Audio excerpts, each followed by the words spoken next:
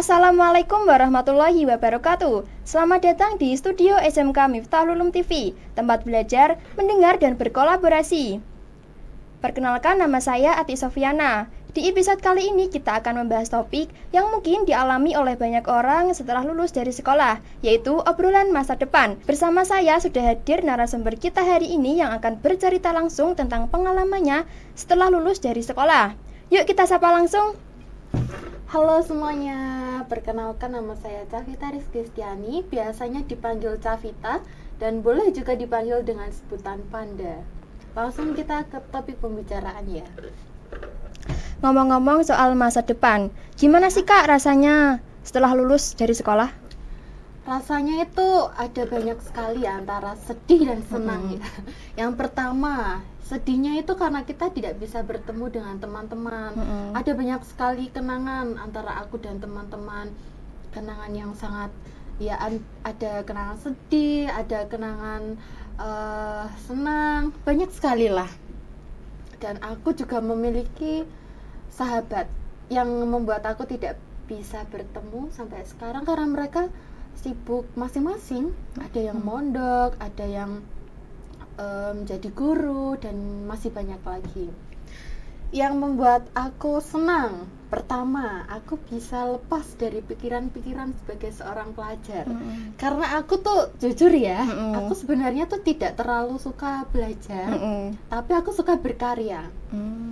Jadi tuh aku tidak suka mata pelajaran yang ada di sekolah, tapi aku suka dengan karya-karya yang bisa membuat aku tuh bisa jadi lebih berkembang. Itu yang membuat aku senang. Terus setelah lulus dari sekolah, aku tuh berpikiran aku ingin melanjutkan karirku. Dulu waktu aku sekolah kan aku ikut itu ya. Dulu aku waktu masih sekolah itu aku ikut pelatihan tour guide. Tour guide itu kan pemandu pariwisata ya. Aku dulu tuh bercita-cita ingin sekali menjadi pemandu pariwisata yang terkenal di luar negeri, jalan-jalan tapi gratis, dibayar juga. Aku tuh suka banget itu. Aku di sini tuh mengikuti pelantikan. Pertama sendirian. Terus pembimbingku tuh bilang gini, kalau sendiri tuh nggak enak karena kan pembimbingku itu kan cowok ya. Jadi sebisa mungkin aku harus bisa mencari teman.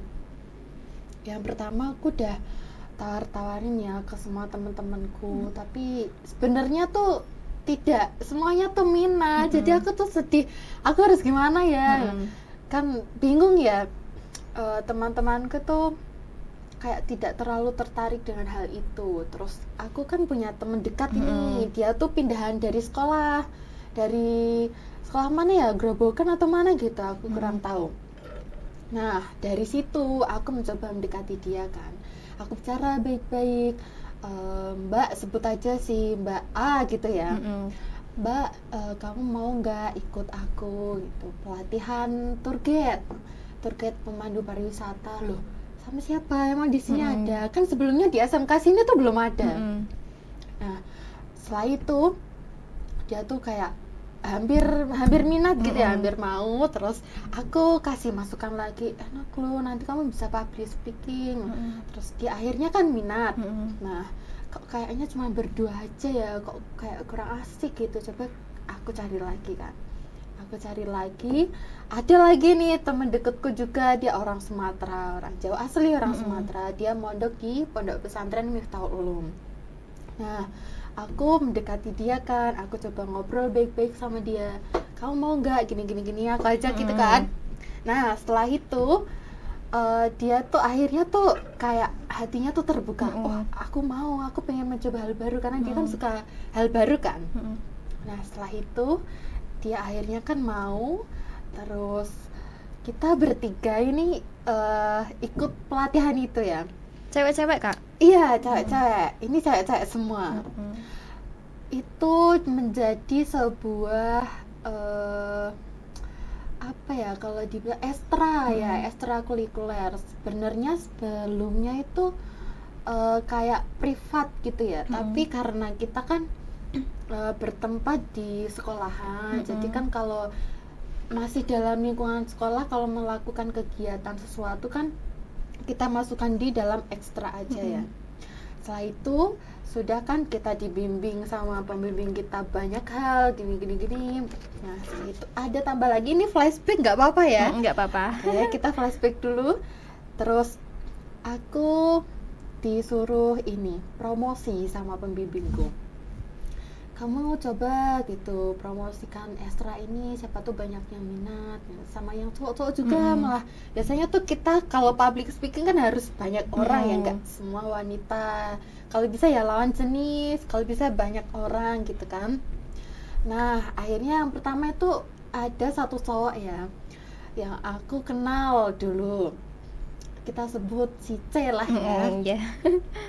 Dia awalnya tuh kayak, oh aku mau ini, kayaknya asik gitu kan. Terus aku ajak dia nih, dia mau. Terus kita berempat berempat dari masing-masing orang ini tuh pada kayak menyebar ekstra ini gitu loh, kayak menyebar inilah pokoknya. Setelah itu kita dapat semua dari 4 orang ini tuh kita dapat anggota-anggota sendiri. Nah jadi kan banyak dari antara aku tuh ikut dari kelas kelas berapa ya, kelas 10 kalau nggak salah, dari kelas 10 dari kelas 10 itu. Terus awalnya dari kelas 10 itu kita cuman bertiga aja, belum ada yang si C ini kan. Nah, terus waktu kelas 11 kan kita punya adik kelas. Nah waktu kita disuruh cari jaringan-jaringan tersebut, kita kan dapatnya adik kelas. Jadi aku sama teman-temanku itu dan sama yang lainnya adik kelas, udah gitu. Jadi kan niatku ya, kan aku dapat sertifikat resmi dari pelatihan itu kan, dari direktur pariwisatanya langsung. Nah dari situ tuh aku tuh pengen melanjutkan lagi setelah lulus sekolah. Kayak aku tuh pengen, oh mungkin dari pengalamanku ini, dari hasil bekerja kerasku, hasil dari bekerja keras belajarku, aku bisa melanjutkan yang lebih tinggi lagi lah intinya. Aku tuh berniatan lulus sekolah melamar pekerjaan yang berada di pariwisata. Aku udah cari-cari itu informasi, ada di Semarang, Dieng dan lain sebagainya, masih banyak lagi. Ternyata mereka tidak membutuhkan seorang tour guide karena kan waktu itu pemerintah kan pernah memberitakan sesuatu tentang pariwisata itu ditutup ya. Yang study tour itu loh. Iya. Study tour itu kan ditutup ya. Intinya kayak dilarang gitulah ya. Dari situ makanya mereka tuh tidak membutuhkan tenaga kerja lagi tentang tour guide. Nah akhirnya kan aku sedikit putus asa ya, karena hasil cita-citaku, keinginanku ini tidak bisa tercapai. Akhirnya aku itu pernah melamar, ini kayak outlet orang Cina ya, tempatnya tuh ada di Semarang, Petarangan, di sekitar situ, menjadi admin sosial media, yaitu content creator. Aku pertama kali kerja itu di situ, karena aku di sekolah kan kejuruanku multimedia, jadi aku ada pengalaman editing foto dan video, ada pengalaman shoot foto dan lain sebagainya kan, jadi mereka bisa mempercayaiku. Aku langsung diterima itu, langsung diterima. Terus aku dijelaskan job desk-nya gini. Oke, aku besoknya mulai bekerja. Di situ aku kan mengembangkan karir yang dulu ya. Itu kan aku hanya meneruskan content creator yang pertama. Dia kan udah out nih, udah desain. Nah aku meneruskan itu dan akhirnya viral juga, masih tetap viral. Dan itu tuh disebut aja sebagai Almashirai pancake. Kamu tahu pancake? Tahu. Yang kayak roti ngembang gitu kan, roti Jepang itu kan. Itu udah pernah viral, yang ada di TV, udah pernah di endorse sama bikin lapar kan. Tahu acara itu tahu. Ya, udah pernah di endorse itu kan, Anwar BAB sama yang satunya siapa ya, aku lupa. Udah pernah di situ. Terus sama Kiki Farel juga udah pernah endorse itu juga. Jadi alhamdulillah udah lancar kan. Tapi kok semakin lama semakin pikiranku tuh kayak gimana ya, dia kan mereka itu kan menarget ya. Jadi kayak misal satu hari kamu harus upload 5 video, yaitu reel sama feed sama story di IG kan, IG sama TikTok. Dan aku tuh kan kerja kan di rumah ya. Kerjaku selama Senin sampai Jumat itu di rumah, terus Sabtu sama Minggu baru di kantor. Nah, waktu di rumah itu kan aku pakai HP ku sendiri yang pertama ya, yang bikin aku kurang nyaman. Pertama HP ku sendiri, yang kedua pakai kuota aku sendiri karena aku belum pasang wifi. Nah, yang itu yang membuat aku sedikit berpikir lebih jauh lah ya. Kayak gini loh, ini kan aku tidak difasilitasi ya, apalagi kan di sana kan pakainya kan shootnya kan pakai HP iPhone, jadi kan RAM-nya kan terlalu besar itu kan. Terus akhirnya kan setelah shoot dari HP iPhone terus dikirimkan ke HP saya, jadi kan kena kopres, videonya kan jadi nggak jernih lagi kan. Nah, di situ yang membuat aku ini gimana, penyimpananku nggak terlalu besar. Kecil sekali, sangat ya nggak terlalu kecil sih, tapi terus ini gimana ya, ini penyimpananku kalau tak terusin lagi semakin penuh semakin rusak nanti HP ku ya. Terus aku tuh boros kuota yang pertama itu, masa 1 minggu itu 50.000, kalau dalam 1 bulan itu bisa lebih loh ya. Kalau satu tag video itu langsung di ACC, kalau banyak evaluasi kan aku harus mengulangi lagi, harus tag lagi, simpan lagi, jadi kan menguras kuota lah di situ. Terus aku keluar, itu yang bikin aku kesannya sangat gimana ya, nggak bisa berkata-kata gitu loh. Kesannya tuh kayak sedih campur aduk kayak gimana gitu. Sedangkan teman-temanku yang lainnya pada kuliah. Aku dulu tuh pernah berniatan ingin kuliah. Aku sudah mendaftar itu, dan mendaftar di Unisula Semarang. Iya, aku di situ. Aku mendaftar ilmu komunikasi karena kan aku suka komunikasi gitu kan. Siapa tahu dari pengalamanku yang tadi tuh sebagai tour guide itu bisa lebih lanjut. Ternyata di situ aku gagal dalam wawancara. Kan di situ ada wawancara ya. Aku udah ambil beasiswa itu, tapi aku gagal dalam wawancara. Jadi aku tidak bisa melanjutkan. Aku bisa melanjutkan kuliah tersebut dengan catatan, alhamdulillah. sorry ya. Rawupuk tak potong. Dengan catatan mandiri, kayak aku harus mengeluarkan uang mandiri gitu kan. Sedangkan aku kan tergolong, mohon maaf nih ya, tergolong orang yang sederhana, tidak begitu mampu banget. Aku apa-apa kan sendiri ya, begitu mandiri ya. Kalau aku membiayai semua kuliahku, nanti aku gimana gitu kan. Akhirnya ya sudahlah, aku pupuskan semua cita-cita aku di situ, tidak apa-apa. Meskipun terkadang aku tuh menangis, aku melihat teman-temanku mereka pada kuliah, pada sekolah lebih tinggi, sedangkan aku masih seperti ini. Yang membuat aku sedih juga di situ. Kembali lagi ke cerita yang pertama. Tadi kan setelah aku resign ya, akhirnya kan aku mengambil resign itu kan. Terus aku cari kerja tuh kayak ini tuh sulit banget gitu. Kenapa ya Indonesia tuh katanya ada 19.000 lowongan pekerjaan, tapi ternyata apa? Satu pun tidak ada. Aku udah cari kesana, tidak ada. Sampai aku tuh pernah ya nganggur dalam beberapa bulan gitu kan. Itu kan pusing ya, gimana ini, aku nggak punya pemasukan, nggak kayak yang lain. Sedangkan teman-temanku semua pada ya dibilang sukses pertama lah ya, kayak pembukaan pintu kesuksesan gitu kan. Sedangkan aku masih pontang-panting, masih tulang-tulung gitu kan. Sedih banget ya lihat kebahagiaan teman-teman kan.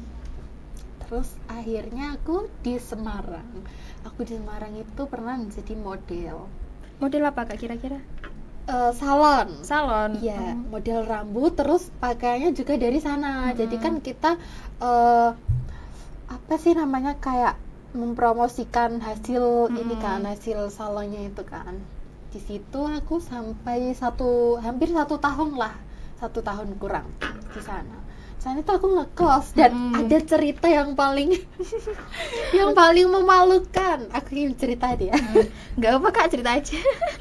Ini tuh sangat memalukan ya. Yang pertama kan di sana kan ngekos ya kan, ngekosnya itu kayak perumahan. Jadi di dalamnya tuh sudah ada perabotan ya, kayak kasur, TV dan lain-lain. Jadi kan aku cuman membayar aja. Lengkap berarti ya Kak? Iya, sudah lengkap. Itu kayak bekas rumah orang. Dia tuh punya 2 rumah, daripada kosong kan, mending dibuat kontrak gitu kan. Aku di situ sendiri. Aduh, aku belum terlalu bisa masak. Gimana nih ya? Tapi aku ya bisa, cuman kan tidak terlalu menguasai gitu kan. Biasanya ya aku tuh beli. Lah ini tuh kayak berpikiran mau masak sendiri.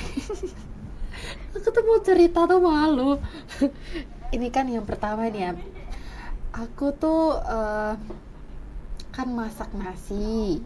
Nah ternyata tuh rice cookerku yang aku bawa dari rumah itu tuh rusak. Gak bisa panas, gak bisa masak nasi itu kan, gak bisa menanak nasi.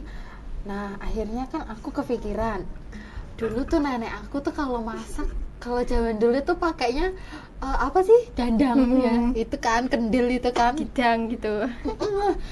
Nah itu gimana ini ya caranya, kayak aku tuh buat kayak seperti aku menanak nasi yang di rice cooker itu kan.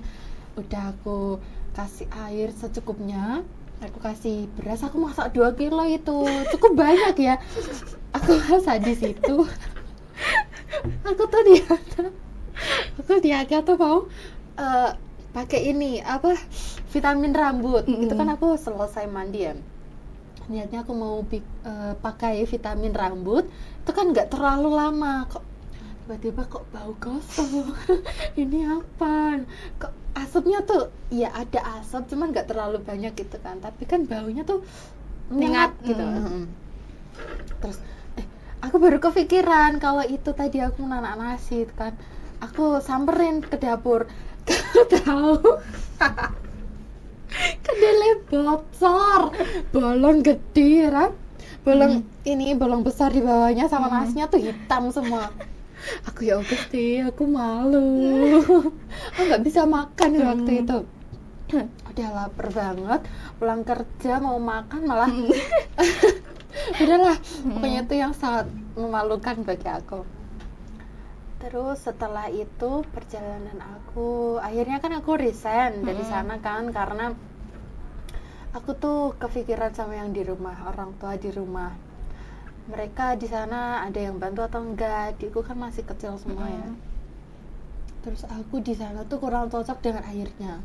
Air di sana tuh kan sangat dingin ya, karena aku kan berada di perbatasan antara BSD sama Kendal di situ. Jadi kan airnya kayak dingin banget, itu kan aku kurang cocok. Akhirnya aku resign dari situ, terus aku cari pekerjaan lagi.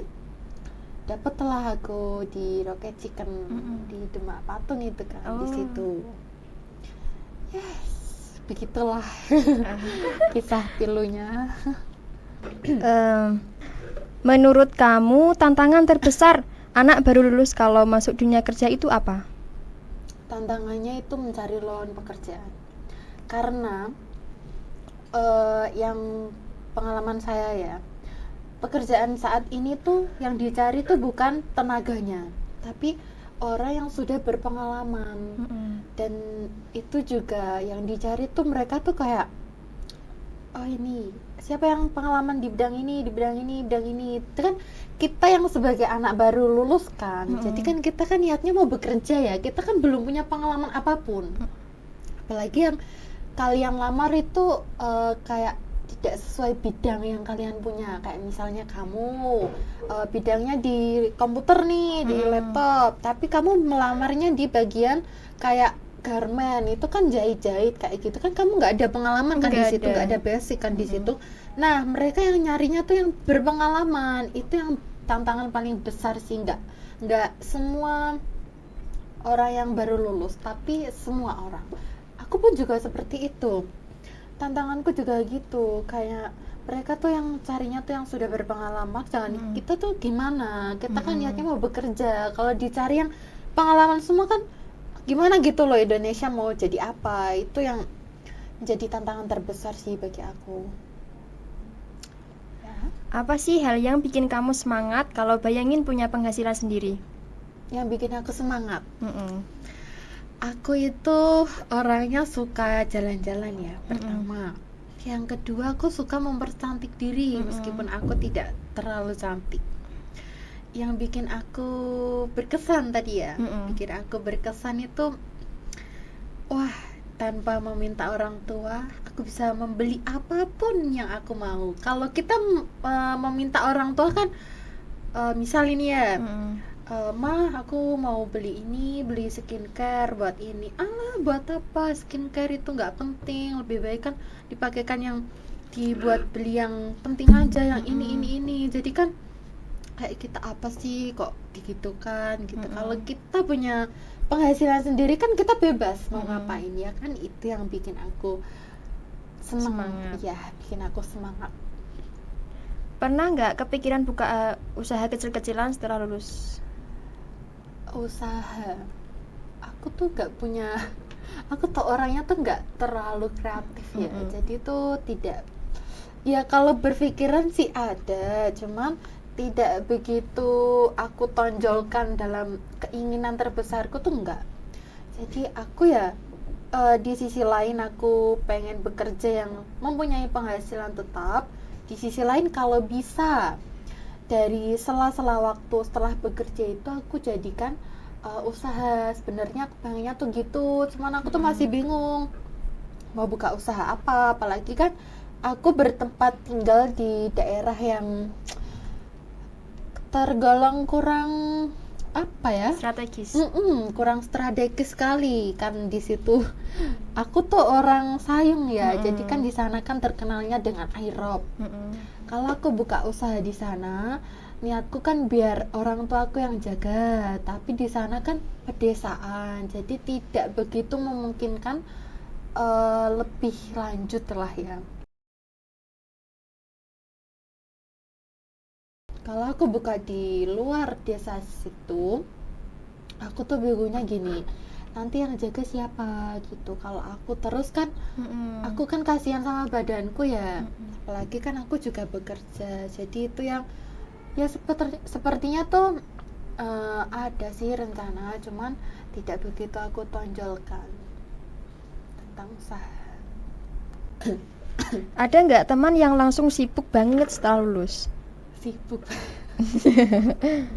Aku tuh gak tahu ya kalau itu ya, tapi pandanganku tuh kayak semua tuh sibuk deh, gak cuman aku aja gitu kayaknya. Kalau aku lihat-lihat ya, teman-temanku tuh pada sibuk kayak sibuk banget gitu. Kayak contohnya ini ya, tadi ya temanku yang cowok, kita sebut aja namanya itu si I. Cowok ini, dia tuh orang Mojo Demak. Itu kayaknya tuh dia tuh sibuk banget, dia ikut organisasi ini. Dia juga mengikuti di suatu universitas, dia kuliah di perguruan tinggi, dia ini pokoknya dia tuh kayak orang sibuk banget gitu loh. Aku tuh pengen jadi dia, cuman kan aku tidak ada basic pikiran yang sangat pandai dalam hal tersebut. Ada sih sebenarnya kalau menurutku ya, tapi tidak semuanya, cuman terlihat yang itu aja sih. Kakak pernah ngalamin rasa gabut nggak setelah lulus dari sekolah? Oh, gabut terus sampai sekarang. Iya. Kita selalu gabut ya. Gabut terus ya, apalagi kalau misalnya ya kita udah bekerja, kita nggak nyaman, terus kita resign, itu juga gabut di rumah. Mau ngapain, sempet nganggur gitu. Kita cari-cari juga sulit, itu gabut. Terus kalau misalnya kita udah bekerja tapi pekerjaannya tuh kayak itu terus kan kadang tuh kayak monoton ya, apalagi kalau kita kerja di resto itu kan tidak selamanya, tidak selalu ramai, ada kalanya juga naik turun kan ya, seperti ombak gitu kan. Jadi tuh kayak apalagi pas sepi itu rasanya ya Allah gabut sekali, masa bekerja gini. Aku tuh pengen jadi orang yang sibuk, fokus dalam satu pekerjaan, fokus dalam satu apa yang dikerjakan, tidak bercabang. Kalau kasir itu kan ada yang tempat kerja yang fokusnya pada satu titik, kasir ya kasir aja, dan ada juga pekerjaan yang fokusnya kamu jadi kasir ya jadi waiter, ya jadi OB, jadi ini semuanya kan ada, kan tidak semuanya kasir tuh mencakup hanya kasir aja. Jadi tuh kalau dapatnya yang kasir job desk-nya tuh tidak hanya satu, itu kan tidak bisa fokus satu aja ya. Aku pengennya tuh yang fokus satu aja gitu, jadi lebih rileks lah dalam melakukan pekerjaan gitu.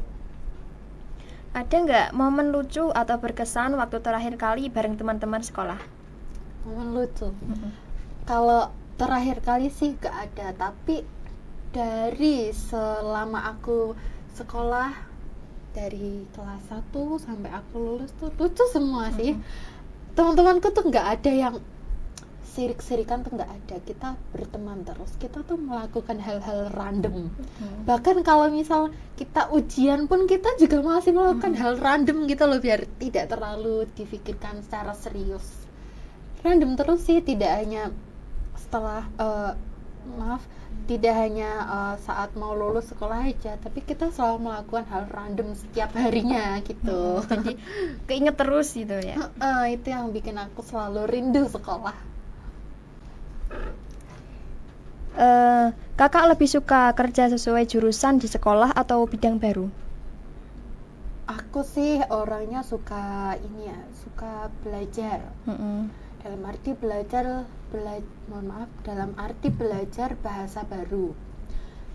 Kalau aku sih pengennya itu sesuai jurusan aku, jadi kan bisa lebih berkembang. Tapi di sisi lain, jika misal sesuai jurusan aku itu tidak ada lowongan pekerjaan, tidak ada bagian yang dibutuhkan, aku juga suka hal baru. Tetapi ini dalam syarat ya, ada tapinya. Tetapi kalau kita di training dulu, kayak di apa ya istilahnya, kita tuh diberi ilmu dulu, dipelajari dulu. Jadi kan kita belajar hal baru kan kita butuh bimbingan ya. Tidak langsung kita bisa. Orang anak TK aja kalau belajar kan ini cara nulis satu tuh gini kan ada belajarnya kan.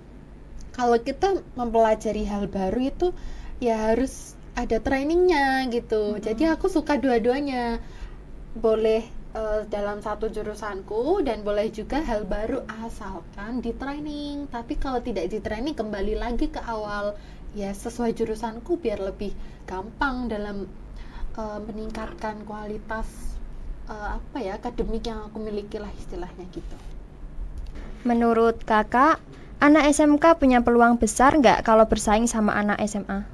Oh, kalau itu ya menurut aku ya, bukannya membanding-bandingkan, cuman kan kalau anak SMK kan kita memiliki ilmu yang istilahnya basic lah ya.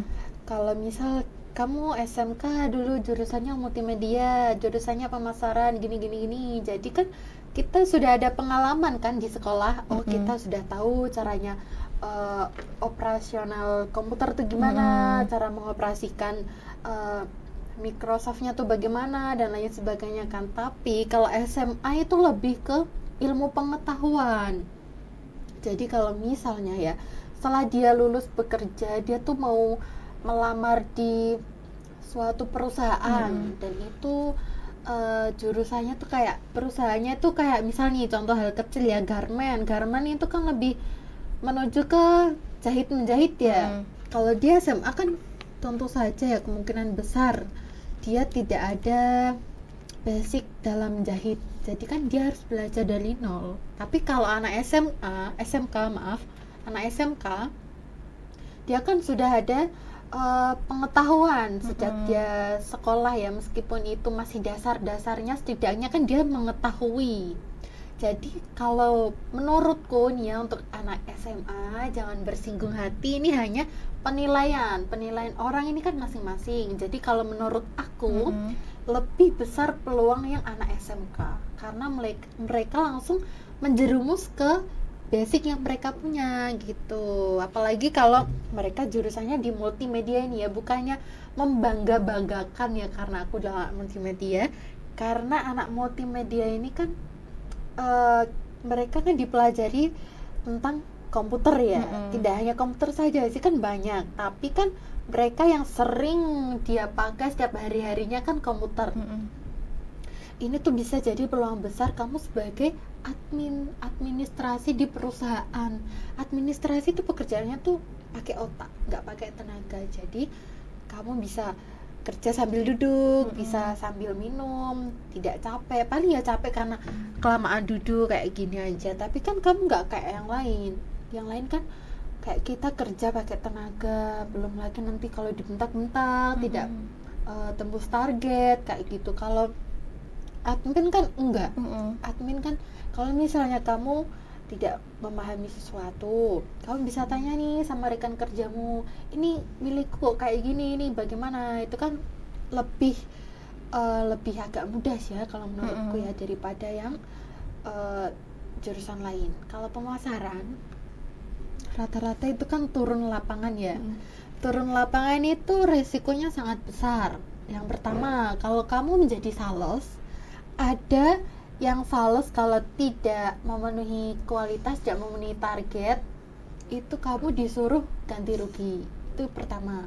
Ada juga kalau misalnya kamu sebagai sales tapi kamu tidak bisa memenuhi ini nih, kamu akan dipotong gaji. Jadi yang tidak enaknya tuh di situ. Terus kalau menjahit ini juga enak, kamu bisa punya basic jahit, terus kamu bisa langsung masuk garment, itu gampang, langsung diterima karena kamu bisa. Kebanyakan tuh perusahaan garment itu yang dicari tuh yang bisa jahit, entah itu pengalaman atau tidak, yang penting bisa jahit gitu. Kalau ini tadi multimedia tuh ya enak sih menurutku, kamu bisa lebih menjerumus ke perkantoran. Menurut kakak, anak muda sekarang lebih cocok kerja di kantor, di pabrik, atau bikin usaha sendiri? Menurut kakak? Menurut aku ya, kerja semua itu sama saja, yang penting halal. Tidak usah pilih-pilih, entah itu di kantor, entah itu di pabrik atau usaha. Yang penting niat kamu itu mencari rezeki yang halal ya. Tidak harus orang sukses terlihat bekerja di kantor, itu tidak. Jadi sebisa ya, ini saran aku ya, sebisa mungkin bekerjalah apa yang menjadi jalanmu sekarang. Tidak usah pilih-pilih. Semuanya juga baik pekerjaannya, asalkan halal gitu aja.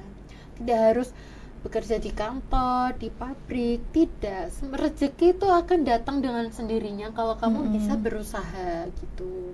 Yang penting berusaha dan ikhtiar dan doa, gitu aja sih kalau menurutku. 5 tahun ke depan kamu pingin udah jadi orang kayak gimana? Kalau aku 5 tahun ke depan ya, pertama aku pengen punya aset. Itu aku sangat bercita-cita sekali pengen punya aset. Yang pertama. Yang kedua, pengen jadi orang yang cukup lah. 5 tahun itu tidak cukup untuk sukses. Sukses itu perjalanannya tuh panjang. Tapi aku pengen dalam 5 tahun ya tadi ya, orang yang cukup, yang bisa mencukupi kedua orang tua, hidupku. Dan aku juga pengennya sih 3 tahun ke depan aku memulai hidup baru dengan pasangan. Aku pengennya tuh seperti itu. Dan 5 tahun ke depan yang aku cita-citakan itu, aku pengen menjadi orang yang cukup dan memiliki aset gitu. Kalau bisa kasih pesan buat adik kelas yang masih sekolah, apa yang harus mereka siapin biar nggak bingung setelah lulus? Yang harus disiapin, yang pertama itu kan, kalau masih sekolah kan ada pelajaran mengenai tentang nanti setelah lulus sekolah. Dalam arti dalam pembuatan surat lamaran. Dalam bahasa Indonesia kan sudah pernah diajarkan. Itu harus dipelajari dengan sepenuhnya. Jadi setelah lulus sekolah tuh kamu bisa tahu persyaratan melamar pekerjaan itu apa, terus tulisannya tuh bagaimana gitu. Itu yang pertama. Yang kedua, fokuslah dengan kejurusanmu masing-masing. Kayak misal saat ini kamu multimedia, belajarlah segiat mungkin dari kejurusanmu itu. Dalam arti tuh gini, kamu di multimedia itu kan dikasih ilmu banyak hal ya, itu bisa kamu kembangkan nanti setelah kamu lulus sekolah. Entah itu kamu bisa masuk di kayak televisi sebagai kru-kru kayak gitu, terus kamu juga bisa di perkantoran. Jadi fokuslah dengan pelajaranmu saat ini, jangan kamu sepelekan kejurusanmu itu kan, jangan kamu sepelekan. Terus jangan pernah lupa apa yang dikasih tahu sama guru. Pelajaran yang dikasih sama guru itu sangat penting. Dalam arti kayak misal nih, multimedia, editing video, ya kan? Editing video itu editing video itu kayak misalnya kamu harus pakai ini, pakainya aplikasi ini, Microsoft ini, caranya bagaimana caranya seperti ini dan gini kan. Nah, kamu tuh harus mencatat semua, kamu tuh harus mempelajari itu lebih dalam.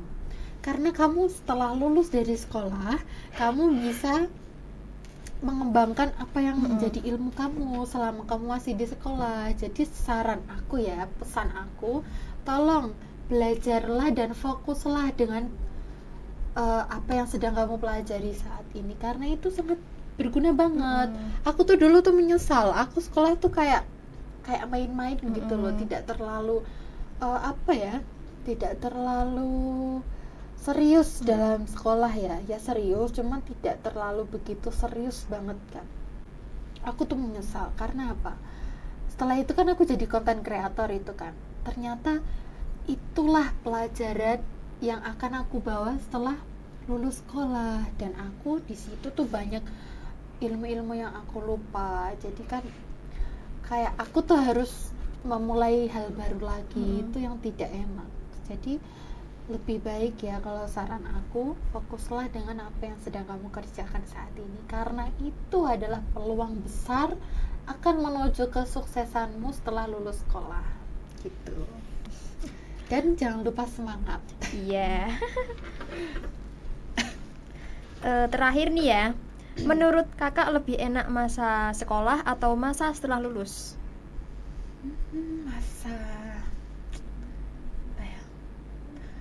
Kalau sebenarnya enak semua. Perbedaannya itu kalau sekolah itu kan masa-masa yang di lingkungan tertentu aja. Ada halnya juga monoton. Tetapi kalau setelah lulus itu kan ada hal baru ya, banyak sekali rintangan yang besar. Jadi tidak begitu monoton. Kita bisa mempelajari ujian-ujian baru dari Tuhan. Aku lebih suka setelah lulus sih. Karena mental aku lebih tertata sebelum aku menikah.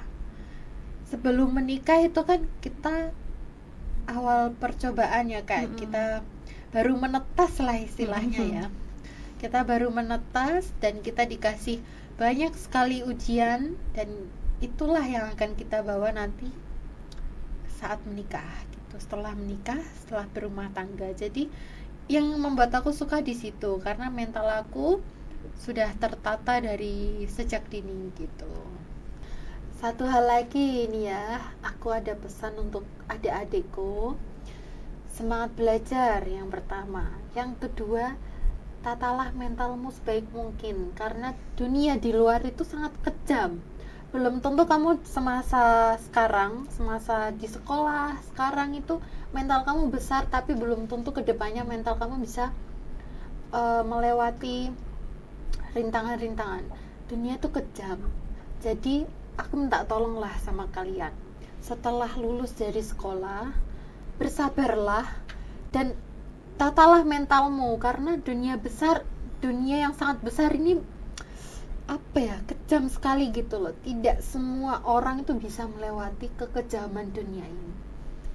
Dunia ini sangat keras. Jadi aku minta tolong, semisal adik-adik semuanya di sini setelah lulus dari sekolah bekerja itu kan kita banyak orang ya. Ada yang lebih tua dari kita, ada yang di bawah kita, dan ada juga yang seumuran. Mereka tuh tidak pandang, jadi mau kamu di bawahku, mau kamu di atasku, terserah. Yang penting kita niatnya bekerja. Aku bentak-bentak karena di sana tuh kebanyakan ya, entah kamu salah atau tidak, itu lebih dominan ke pembentakan, kayak pokoknya tuh kejam sekali. Jadi kamu kalau setelah lulus dari sekolah bekerja, jangan pernah berkecil hati, karena semua orang tuh memang memperlakukan kita seperti itu gitu loh. Jadi kuatkanlah mentalmu saat ini. Jangan mudah kebawa perasaan dengan omongan orang lain. Anggap aja omongan itu adalah angin lewat gitu. Itu adalah pesan dari aku. Intinya tatalah mental kamu sejak saat ini, karena dunia setelah kamu lulus itu sangat kejam. Karena aku sudah melewati itu, aku juga merasakannya kan ya. Aku sudah berpengalaman di kekejaman itu bahkan sampai saat ini gitu. Sudah sih, menurut aku hanya itu aja. Oke, terima kasih ya Kak. Wah, seru banget obrolan kita bareng Kak Kavita Rizky Stiani soal kehidupan setelah lulus SMK. Dari rasa lega, bingung, sampai cerita tentang kerja, kuliah, bahkan usaha kecil. Semuanya punya warna masing-masing. Yang jelas, setelah lulus bukan berarti selesai, tapi justru awal perjalanan baru buat kita. Semoga yang tadi dibagikan bisa jadi penyemangat dan inspirasi buat teman-teman yang lagi jalanin masa sekolah. Terima kasih sudah menemani obrolan santai ini. Sampai ketemu lagi di perbincangan berikutnya. Wassalamualaikum warahmatullahi wabarakatuh. Bye.